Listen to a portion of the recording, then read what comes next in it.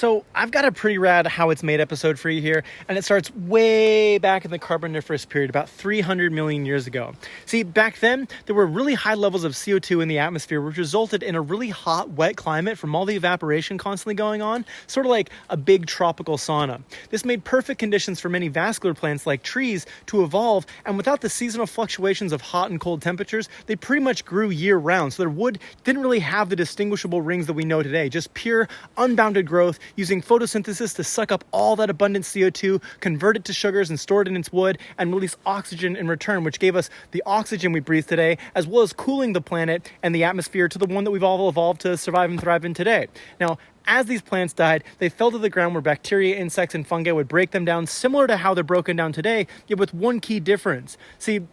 plants are made of cellulose, which bacteria and fungi have been eating and breaking down for a really long time, but the evolution of lignin as a carbon-rich structural element is what allowed plants to form strong, woody material and grow so big, to evolve from small non-vascular plants like mosses to big vascular plants like trees. However, there wasn't anything else alive at the time that had the tools necessary to break down and eat that lignin, so when these plants died, they were unable to decompose, and over long periods of time and throughout many geological processes, all of that carbon became compressed and stored as what we now know as coal today. It wasn't until the end of the Carboniferous period that white rot fungi began to evolve, capitalizing on that abundance of lignin as food in these dead plants, and to this day, they are the primary decomposers of woody plants and trees with unique chemical abilities to break down that lignin.